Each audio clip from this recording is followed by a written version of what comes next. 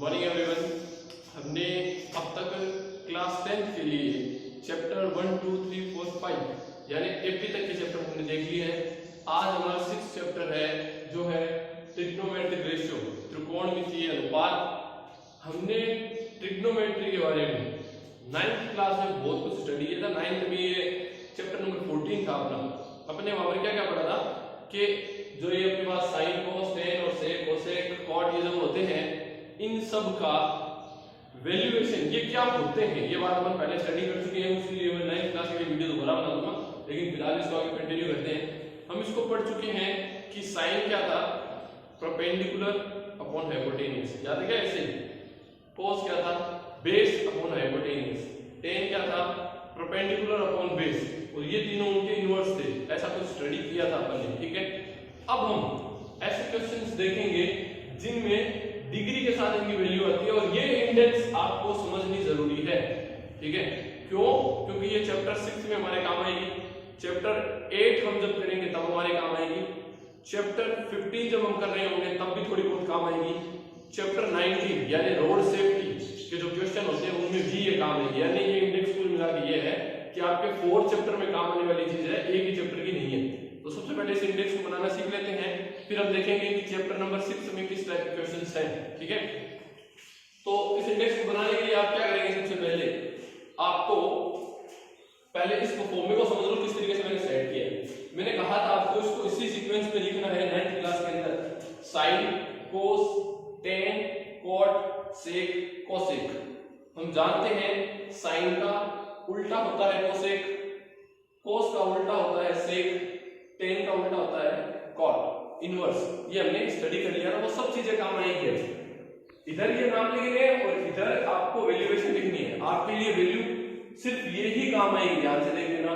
0 degree पे, 30 degree पे, 45 degree पे, 60 डिग्री पे और 90 डिग्री पे। ये जो ऊपर वैल्यू दे रखी है एंगल्स की, ये आपकी डिग्री में है। आपको ये रेडियन में भी दी हुई हो सकती है, कई बार क्वेश्चंस में रेडियन भी आ जाता है। तो हमने 9th के चैप्टर 13 में रेडियन को डिग्री में कन्वर्ट करना सीखा था, ठीक है। वो भी मैं आपको उसका एक क्वेश्चन करवा दूंगा तब आपके समझ में आ जाएगा। अब देखो इसको बनाते कैसे। सबसे पहले ये परफॉर्मा तैयार कर लो, फिर आपको क्या करना है, 0 1 2 3 4 यानी 0 to 4, 0 1 2 3 4 ये सब काउंटिंग लिख दो सबके अंदर, ठीक है। अब देखो लास्ट में 4 आया है, तो आप इन सब में 4 का क्या करो, डिवाइड दे दो, सब में 4 का डिवाइड दे दो, ठीक है। अब जिसमें 4 का डिवाइड जा रहा है, यानी जिसको अपन कैंसिल आउट कर सकते हैं, काट सकते हैं, उनको काट दो।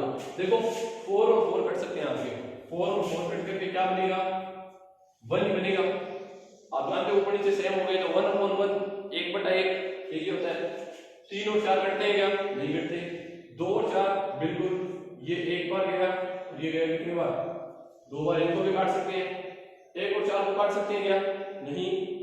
0 और 4 0 बटा कुछ भी होता है, 0 के अपॉन में कुछ भी होता है, वो क्या होता है, खुद 0 ही होता है, ठीक है। तो हमने क्या किया, पहले 0 1 2 3 4 सब, और फिर इन सब के अपॉन में 4 4 4 4 डिवाइड में लगा दिया। फिर जो कट रहा है उसको काट दो पहले, ठीक है। अब हमें एक काम और करना है, इन सब पर अंडर रूट लगा दो। जैसे ये 0 आया, इसका रूट कर दो, ये 1/4 आया, इसका अंडर रूट कर दो, ये 1/2 आया, इसका अंडर रूट कर दो, 3/4 अंडर रूट कर दो, और 1 इसका भी अंडर रूट कर दो। अब इन अंडर रूट को सोल्व करते हैं। भाई 0 का अंडर रूट क्या होता है, 0 के रूट में कुछ नहीं होता, 0 ही होता है। तो मतलब 0 का अंडर रूट में क्या होगा, 0, क्लियर। 1/4 का अंडर रूट, देखो 1 का अंडर रूट क्या होता है, 1 का रूट 1 ही होता है खुद, और 4 का अंडर रूट हमने देखा है, 4 का रूट होता है क्या, 2 2 × 2, जानते हो ना। 4 के अगर टुकड़े करूंगा तो 2 × 2 होएगा, फिर 2 में से 1 बाहर आ जाता है, तो इसलिए 4 का रूट हो गया अपना 2। यहां देखो 1 का अंडर रूट क्या होता है, 1 खुद ही होता है, और 2 का अंडर रूट कुछ होता है क्या, 2 का अंडर रूट नहीं होता, इसलिए ये √2 के √2 ही आएंगे, ठीक है। 1 का तो हो गया लेकिन 2 का नहीं हुआ, इसलिए रूट में आ गया। अब 3/4 की बात करते हैं। 3 का अंडर रूट कुछ नहीं होता, एक प्राइम नंबर है, इसलिए ये 3 के 3 आएंगे। 4 का अंडर रूट क्या होता है? 2 होता है। अब 1 है, 1 का अंडर रूट क्या होता है? 1 का अंडर रूट 1 ही होता है, पहले हम देख चुके हैं ये। तो यानी हमने एक पहली टाइम कंप्लीट कर ली पूरी वैल्यू। साइन का 0 डिग्री पे मान 0 होता है, साइन का 30 डिग्री पे मान 1/2 होता है, साइन का 45 डिग्री 45 डिग्री पे मान क्या होता है? 1/√2। ठीक है, साइन का 60 डिग्री पे 60 डिग्री पे वैल्यू क्या होगी? √3/2। क्लियर? साइन का 90 डिग्री पे वैल्यू क्या हो जाएगी? 1। ये पहली लाइन कंप्लीट कर लेंगे। अगर आपको पहली लाइन अच्छे से बनानी आ गई तो नीचे वालों में इतनी दिक्कत होगी नहीं है। ठीक है, अब कोस का मान देखते हैं। पहली लाइन कंप्लीट होगी, अब कुछ नहीं करना। पहली लाइन कंप्लीट, दूसरी लाइन के लिए क्या करो कि पहली लाइन बनते ही जो पीछे वाली वैल्यू है ना उसको आगे लाते रहो। यानी जो sin 90 का मान होगा यानी 1, वो cos 0 डिग्री का मान होगा 1। अब पीछे से 2 नंबर, sin 60 का जो मान है √3/2, वो cos के आगे से जो 2 नंबर है √30 का 30 डिग्री का मान हो जाएगा। ये 45 पीछे से 3 नंबर और इधर से ये 3 नंबर पे, तो इसका तो यही मान रहना है 1/√2। अब ये वाला मान इधर आ जाएगा 1/2 और ये वाला मान आ जाएगा इधर। क्लियर है? ये सब मान अपन ने बना लिया है। पहली लाइन बनाती है उसको उल्टा करके जाओ ऐसे, वो आपका cos का मान हो गया। ठीक है, साइन और cos के कंप्लीट हो गए। अब tan की वैल्यू ध्यान से देखो। हमने 9th क्लास में tan के लिए एक चीज पढ़ी थी। वैसे तो हमें पता है कि tan क्या होता है?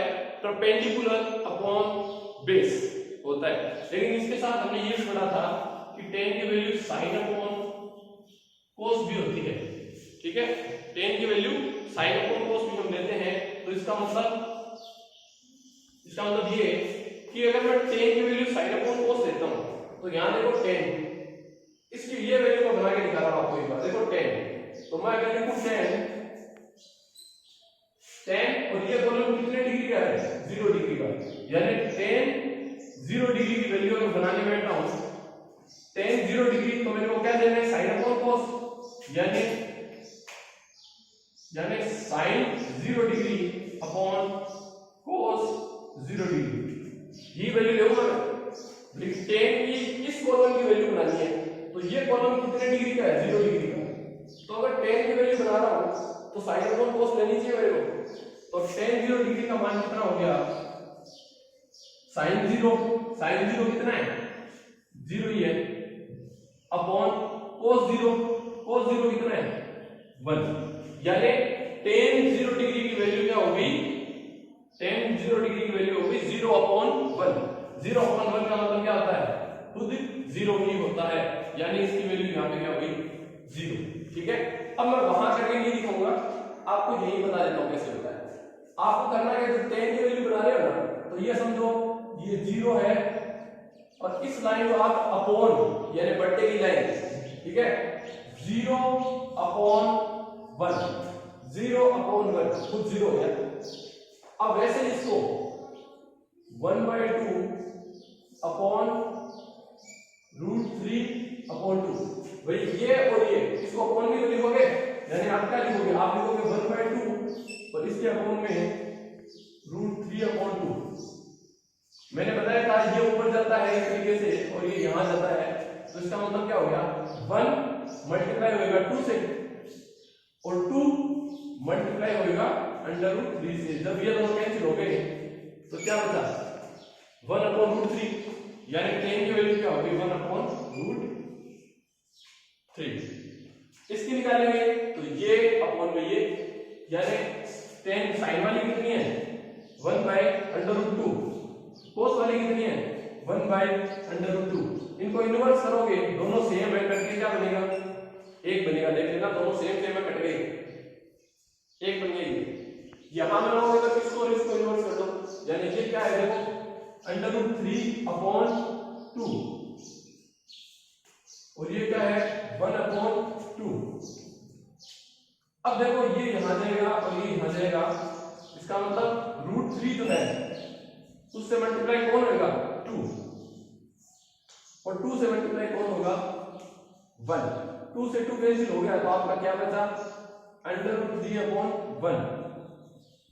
√3/1 का मतलब क्या होता है √3 ही होता है, यानी इसकी वैल्यू क्या होगी √3 होगी। इसके लिए क्या करोगे ये अपॉन में ये, तो यहां पे क्या है 1 अपॉन नीचे क्या है 0, 1/0, 1/0 हमने 8th क्लास में पढ़ा था, 9th में भी पढ़ा था कि कहीं पर भी अगर अपॉन में 0 आ जाता है तो वो नंबर क्या हो जाता है इररेशनल नंबर हो जाता है, यानी बटे में नीचे कभी भी 0 नहीं आ सकता, और अगर आता है तो वो नंबर क्या है इररेशनल नंबर होगा। यहां पर इररेशनल नंबर को किस तरीके से दिखाएंगे, ठीक है, स्ट्रिंग का मतलब होता है अनंत, इन्फिनिटी, इन्फिनिटी तो होता है ना अनंत, इसका कोई अंत नहीं हो, ये वो है, यानी 0.1 का मतलब कुछ भी हो सकता है, अनंत नंबर है ये। क्लियर, तीनों चीजें मैं एक बार रिवाइज कर रहा हूं, फिर इन तीनों को बात करेंगे अपन आगे।